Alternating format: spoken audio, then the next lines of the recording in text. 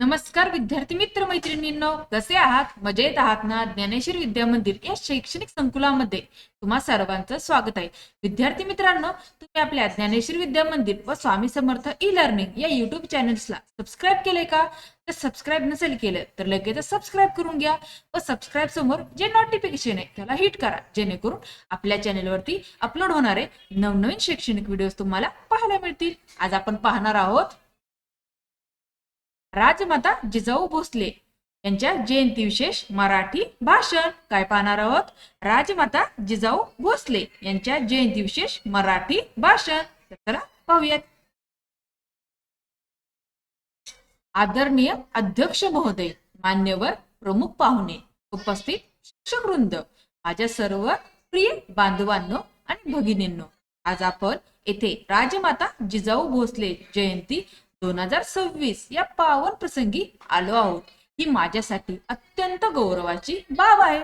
12 जानेवारी हा दिवस केवळ एका महान स्त्रीचा जन्मदिवस नसून तो स्वराज्याच्या संकल्पनेचा उगम दिन आहे असे म्हटले तर वावगे ठरणार नाही. राजमाता जिजाऊ या छत्रपती शिवाजी महाराजांच्या मातोश्री होत्या, परंतु त्या केवळ एका राजाच्या माता नव्हत्या, त्या संपूर्ण राष्ट्राच्या प्रेरणास्थान होत्या. त्यांच्या विचारातून, संस्कारातून आणि त्यागातूनच शिवाजी महाराजांसारखा महान राजा घडला. राजमाता जिजाऊ यांचा जन्म 12 जानेवारी 1598 रोजी महाराष्ट्रातील सिंदखेड राजा येथे झाला. त्यांचे वडील लखुजी जाधवराव हे निजामशाहीतील पराक्रमी सरदार होते. त्यामुळे जिजामातांवर बालपणापासूनच शौर्य, स्वाभिमान, धर्मनिष्ठा आणि राष्ट्रप्रेमाचे संस्कार झाले. त्या काळात स्त्रियांना शिक्षण आणि निर्णय स्वातंत्र्य फारसे नव्हते, परंतु जिजामाता या विचारांनी अत्यंत प्रगल्भ आणि धैर्यवान होत्या.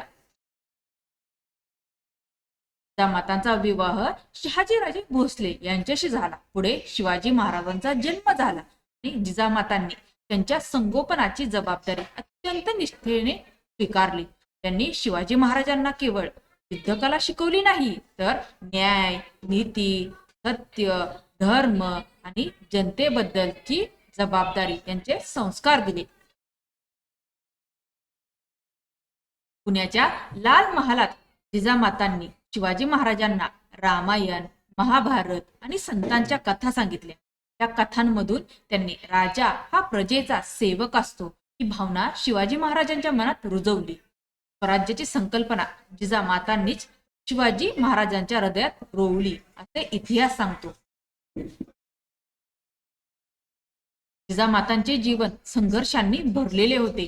त्यांनी अनेक संकटांचा सामना केला, अनेक अपमान सहन केले, परंतु कधीही धैर्य गमावले नाही. आपल्या पुत्रावर आणि स्वराज्याच्या स्वप्नावर त्यांचा अढळ विश्वास होता. शिवाजी महाराजांनी ज्या ज्या मोहिमा यशस्वी केल्या त्या प्रत्येकामागे जिजामातांचे संस्कार होते. राजमाता जिजाऊ या स्त्री शक्तीचे जिवंत उदाहरण होत्या. त्यांनी सिद्ध करून दाखवले की एक माता केवळ कुटुंबच नाही, तर संपूर्ण राष्ट्र घडवू शकते. त्यांच्या विचारातूनच आदर्श नेतृत्व, शिस्त, करुणा आणि राष्ट्रप्रेमाची बीजे. 17 जून 1674 रोजी रायगडावर जिजामातांचे निधन झाले. विशेष म्हणजे याच वर्षी शिवाजी महाराजांचा राज्याभिषेक झाला. जुनं स्वराज्य साकार झाल्याचे पाहूनच जिजामातांनी आपले नश्वर शरीर सोडले. त्यांचे जीवन हे त्याग, कर्तव्य आणि मातृत्वाचे सर्वोच्च उदाहरण आहे. आज जिजाऊ जयंती साजरी करताना आपण केवळ फुलहार अर्पण करून थांबू नये. त्यांच्या विचारांचे आचरण आपल्या जीवनात करणे हीच त्यांना खरी श्रद्धांजली ठरेल. आजच्या काळात जिजामातांचे विचार अधिक महत्वाचे आहेत. नैतिक मूल्यांचा ऱ्हास, स्वार्थी वृत्ती आणि अन्याय वाढत असताना जिजामातांचे आदर्श आपल्याला योग्य दिशा दाखवतात.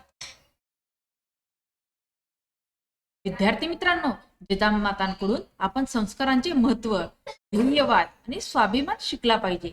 पालकांनी जिजामातांसारखे संस्कार आपल्या मुलांवर घडवले तर देशाला उद्याचे सक्षम नागरिक मिळतील. महिलांनी जिजामातांकडून आत्मविश्वास, धैर्य आणि नेतृत्व गुण आत्मसात करावेत.